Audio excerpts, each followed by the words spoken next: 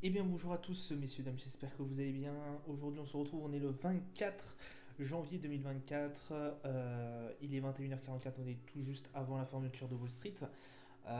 Petite review, très petite review, hier j'ai pas eu le temps de la tourner, j'en suis désolé, mais comme tous les mardis je pense, je n'aurai pas le temps. Le CAC 40 qui lui aujourd'hui en tout cas sur ce mercredi et sur cette séance a fini dans le vert, plus 0,91%. On a pratiquement on a attaqué la barre des 7400 points. Bien comme il faut, on est à 7455 points.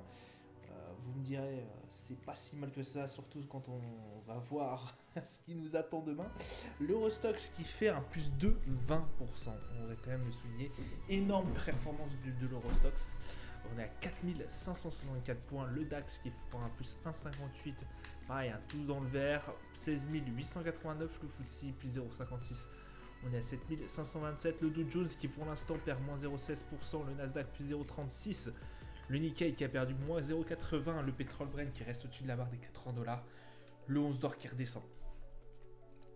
Moins 0,80. 2013 $. Euro USD 1,089. Le Bitcoin qui passe en dessous de la barre des 40 000 $. On est à 39 718. Le palmarès du SRD, on a Imeris qui prend plus 13,26. Worldline qui prend plus 4,39. Et Ramé plus 4,33. Palmarès du SRD en négatif. Technip moins 1,80, Forvia moins 1,96 et Alstom moins 5,46. Alors, que s'est-il passé aujourd'hui? Et bien déjà, on a eu des assez bonnes performances de la tech, notamment Netflix, qui a bien enthousiasmé nos investisseurs. On attendra la même chose aussi, Tesla qui est très très attendu en bourse. Bon, voilà, on a eu forcément tout ce qui est aussi l'IA qui est remis en valeur au niveau de nos marchés. Forcément, c'est pour ça aussi que le Nasdaq continue sa progression. Toutes ces valeurs ont eu forcément un aspect très très très positif. C'est pour ça que aussi, notamment avec ces bons résultats, notamment Netflix, on a eu des marchés qui ont bien progressé. Mais la fête peut être très très vite gâchée. Demain, rendez-vous très très important. On a notamment la BCE qui est au tournant, qui est aux commandes, avec forcément le taux directeur qui sera fixé par Christine Lagarde. Alors, je pense pas que ça va être changé ou autre. Enfin, en tout cas, je ne prends pas de grand risque là-dessus. Ce qui va être très intéressant de regarder, c'est surtout la conférence.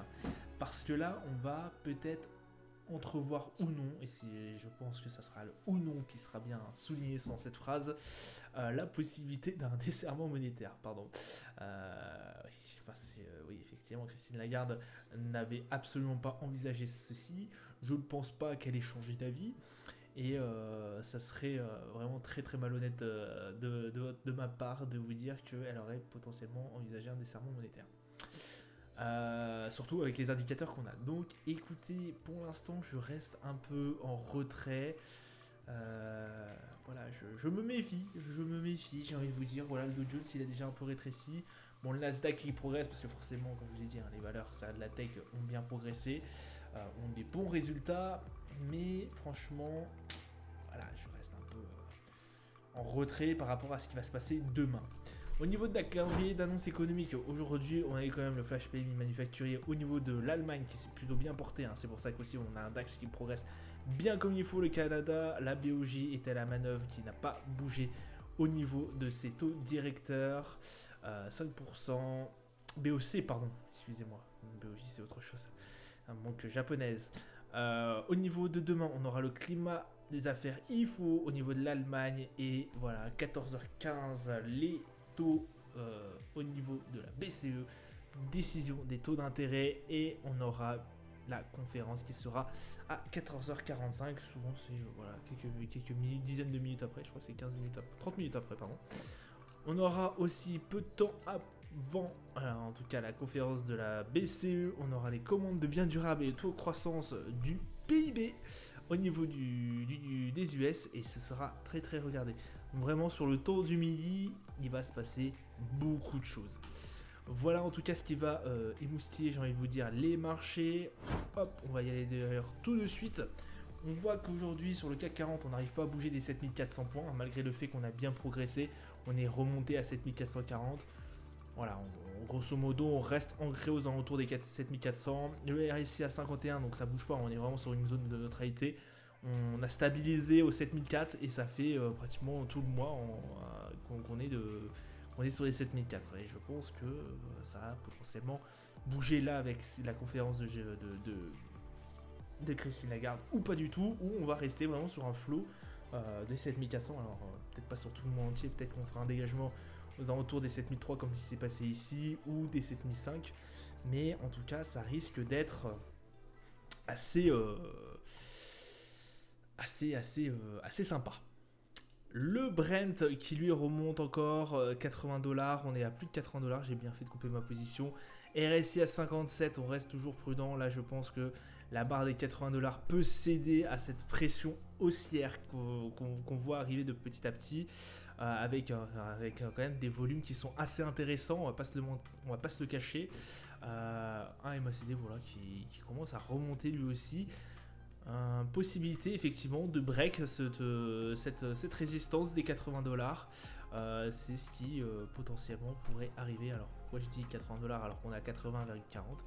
On a toujours, voilà, je laisse toujours un petit déplacement entre les 80$, voire plus. Voilà. Le 11 d'or, messieurs dames, 2012$, ça s'effondre bien comme il faut. À mon avis, on va potentiellement, alors après, je dis toujours entre guillemets et surtout au conditionnel, retoucher les 2000$. On est toujours sur une phase descendante au niveau du 11 d'or, malgré le fait que j'avais un petit espoir ici, ça s'est très vite gâté. Phase descendante, écoutez, pourquoi pas aller chercher les 2000$. Attention, pour l'instant, je mets rien du tout sur le 11 d'or, j'ai bien perdu assez là-dessus. Le MACD, pareil, qui change de tendance, on passe sur une tendance pratiquement baissière. Des volumes qui sont quand même assez conséquents, assez intéressants. Et un RSI qui reflète effectivement cette baisse progressive du 11 d'or. On a 44 au niveau du RSI. Le S&P, messieurs dames, qui a perdu toute sa tendance haussière sur la journée. On avait bien commencé et là écoutez, on est bien de basculer dans le rouge. 4869 points. On a quand même un RSI qui soutient quand même cette belle tendance haussière qu'on a eu un record hier encore, record historique, plus de 70, on est à 71 exactement au niveau du RSI. Voilà, record historique sur le S&P et qu'on a clôturé sur ce record historique. Aujourd'hui, on va peut-être avoir une séance un peu baissière qui va nous faire remonter, qui va nous faire redescendre un peu les pieds sur terre avant les grosses annonces de la BCE qui peut faire flancher aussi les marchés américains. Beaucoup moins que, j'ai envie de vous dire, les valeurs de la tech et autres, ou même Tesla qui va sortir, mais qui peut avoir quand même un écho, j'ai envie de vous dire, dans ce qui pourrait s'amener au niveau de la Fed, aux décisions de la Fed. Le Nasdaq, messieurs dames, qui continue son ascension. Alors on était bien plus haut que ça pendant la journée, pardon. On était à plus de 17 600. Ouais, un RSI qui reste quand même très fort, 75, un très beau RSI. Le MACD aussi en belle tendance haussière, on a un peu de volume. Ça se passe plutôt pas mal pour le Nasdaq, forcément porté par la Netflix. On verra si Tesla fera le job aussi demain et pourra nous sortir encore une séance haussière. Je me méfie quand même de ces séances où quand même on a une belle bougie, belle mèche pardon. À voir si on va pas retomber beaucoup plus bas par la suite et si justement c'était pas ce mouvement haussier qui nous aurait fait espérer quelque chose et que justement on n'est pas dégringolé aux alentours des 16 500. Voilà, donc je me méfie quand même un peu. Et en parlant de méfiance, le Dow Jones est là pour nous le faire sentir. On avait un record qui s'était fait mardi soir, je crois, de tête. Lundi, record sur le Dow Jones, 37 819. Là pour l'instant, on est pratiquement sur le point le plus bas de la séance. On a un RSI qui a bien dégringolé. On est arrivé à 62. On est toujours au-dessus de la moyenne, mais voilà, il faut le souligner. Le MACD en petite tendance haussière. Et toujours un peu de volume, mais on se méfie. Voilà, le Dow Jones est en train de petit à petit reculer. Pareil pour le S&P, pareil pour le Nasdaq.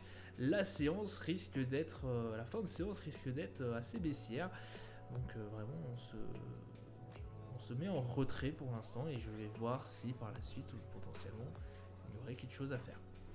Voilà, je vous souhaite une excellente journée à vous. Je vous dis bonne soirée et je vous dis à la prochaine. Ciao ciao.